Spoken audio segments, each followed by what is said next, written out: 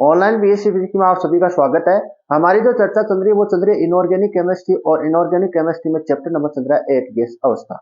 और इसमें आप नेक्स्ट एडिंग लगाओ टक्कर आवृत्ति क्या होती है। यहाँ पर आवृत्ति का मतलब होता है प्रति सेकंड में होने वाली कंपनों की जो संख्या होती है उसको हम क्या कहते हैं, आवृत्ति कहते हैं।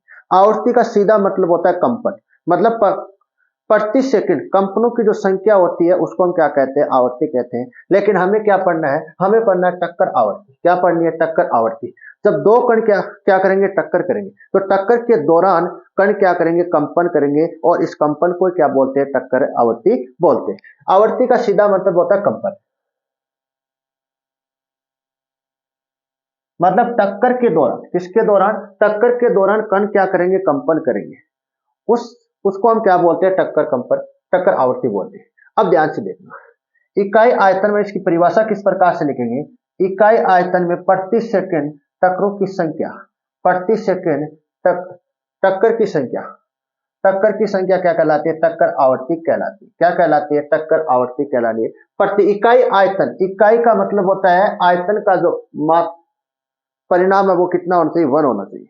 मतलब आयतन वॉल्यूम का जो है, वॉल्यूम कितना होना चाहिए, 1 होना चाहिए। यूनिट है वो वॉल्यूम की कितनी होनी चाहिए, 1 होनी चाहिए। इकाई का मतलब ये है। टक्कर के दौरान कण क्या होते हैं, पास में अस्थायी रूप से जुड़े होते हैं। टक्कर के दौरान कण आपस में क्या होते हैं, अस्थायी रूप से जुड़े होते हैं। अस्थायी का मतलब होता है बहुत कम समय के लिए जुड़े होते हैं आपस में। अस्थायी का मतलब होता है बहुत कम समय के लिए जो कण है वो टक्कर के दौरान जुड़े होते हैं, बहुत कम समय के लिए। टक्कर के दौरान दोनों कणों के केंद्रों के मध्य की दूरी टक्कर व्यास कहलाती है। मान लेते हैं, ध्यान से सुनना, ये एक कण है और ये दूसरा कण है। इन दोनों की त्रिज्या कितनी है सर, आर आर है। दोनों की त्रिज्या मिला दे तो दोनों का क्या मिल जाएगा, केंद्र मिल जाएगा। दोनों की त्रिज्या को मिला दे तो दोनों कणों का क्या मिल जाएगा, केंद्र मिल जाएगा। और इस केंद्र को, दोनों कणों के मध्य केंद्र की दूरी को क्या बोलते हैं, टक्कर व्यास से बोलते हैं। क्या बोलते हैं, टक्कर व्यास से बोलते हैं। ये हमने क्या पढ़ी है, टक्कर व्यास से पढ़ी है। अब वो जो आवृत्ति है वो किससे लिखी जाती है सर, जेड से लिखी जाती है। किससे लिखी जाती है, जेड से लिखी जाती है।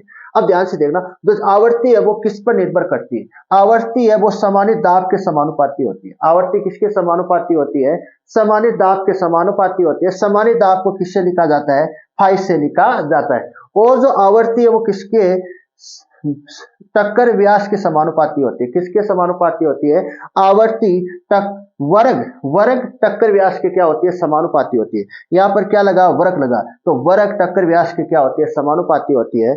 और यहाँ पर एन डेश का मतलब क्या है, एन डेश, यहाँ पर एन तो क्या कणों की संख्या है, लेकिन एन डेश का मतलब है यहाँ पर एन डेश का मतलब है उन कणों की संख्या जो टक्कर में भाग लेते हैं। यहाँ पर एन डेश का मतलब है उन कणों की संख्या है जो क्या ले रहे हैं, टक्कर में भाग ले रहे हैं, एन डेश। तो यहाँ पर जो टक्कर आवृत्ति है वो किसके समानुपाती होगी, वर्ग एन डेश के क्या होगी, यहाँ पर समानुपाती होगी। और जो टक्कर जो आवृत्ति है वो औसत वेग के क्या होती है, समानुपाती होती है। इन सभी मानों को मैंने क्या लिया, एक साथ लिखा है। इस सभी मानों को मैंने क्या लिखा है, एक साथ लिखा है। और यहाँ पर समानुपाती का चिन्ह हटने पर एक क्या आता है, कांस्टेंट आता है, जिसको हमने क्या बोला है, के बोला है। यहाँ पर समानुपाती चिन्ह हटने पर क्या आता है, कांस्टेंट आता है, जिसको मैंने क्या बोला है, के बोला है। और इसकी की मान कितना है, √2 है। कितना है, √2 है। तो z बराबर क्या होगा, √2 पाई। पाई का मतलब यहाँ पर है समानित दाब, और सिग्मा स्क्वायर, सिग्मा का मतलब है टक्कर व्यास, और एन डेश का स्क्वायर, एन डेश का मतलब है उन टक्करों की संख्या जो टक्कर, उन कणों की संख्या, उन कणों की संख्या जो क्या कर रहे हैं, टक्कर में भाग ले रहे। सी बार का मतलब होता है औसत वेग। ये हमारे पास क्या आ गए, समीकरण 1 आ गए। यहाँ पर समीकरण 1 लगाओ आप दो। तो समीकरण 1, दो कण के लिए क्या है, टक्कर व्यास की आवृत्ति है, टक्कर आवृत्ति।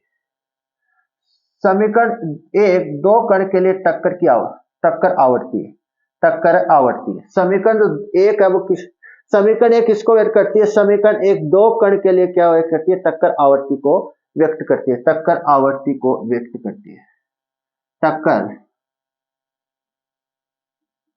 आवृत्ति को व्यक्त करती है,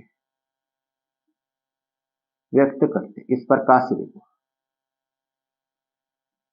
टक्कर आवृत्ति को व्यक्त करती है। आगे ध्यान से देखना, एक कण के लिए टक्कर की आवृत्ति, एक कण के लिए टक्कर की आवृत्ति, इसमें क्या लगा देंगे, 2 का भाग लगा देंगे। दो कण के लिए है, तो एक दो का भाग लगा देंगे तो एक कण के लिए आ गए। हमने जेड डैश किससे लिखा है, जेड डैश है, डैश यहाँ पर डेड डैश किसको व्यक्त कर रहा है, जेड और डैश किसको व्यक्त कर रहा है, यहाँ पर एक कण के लिए टक्कर आवर्ती को व्यक्त कर रहा है। इसमें दो का भाग लगाने पर हमारे पास क्या बनेगी, ये समीकरण बनेगी। इस समीकरण में क्या कर दूं, कुछ परिवर्तन कर दूं।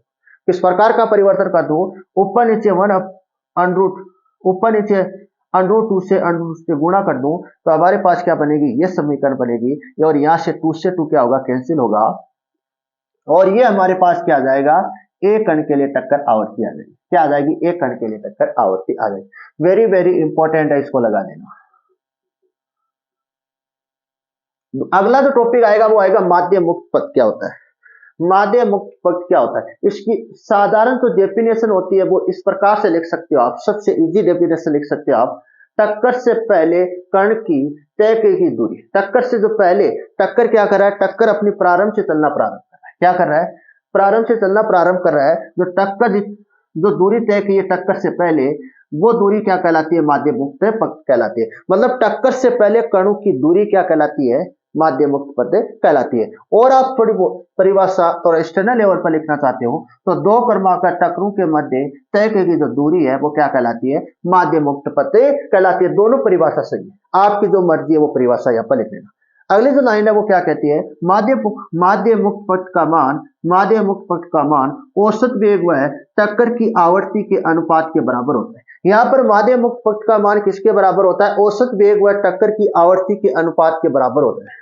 ये तो औसत वेग रहा और ये रहा टक्कर आवर्ती, इन दोनों का जो अनुपात है वो किसके बराबर है, माध्य मुक्त पक्ष के बराबर है। और माध्य मुक्त पक्ष को किससे लिखा जाता है, लेमड़ा से लिखा जाता है। किससे लिखा जाता है, लेमड़ा से लिखा जाता है। औसत वेग सी बार है और टक्कर आवर्ती आपके पास समीकरण नंबर 2 है। समीकरण नंबर आपके 2 रही, मान रखने पर हमारे पास क्या आ जाएगा, यहाँ से सी बार क्या हो जाएगा, कैंसिल आ जाएगा। और ये हमारे पास क्या होगी, समीकरण प्राप्त होगी। ये किसको व्यक्त करेगी, ये व्यक्त करेगी माध्य मुक्त पक्ष को व्यक्त करेगी। ये आपका क्या हुआ, टॉपिक कंप्लीट हुआ।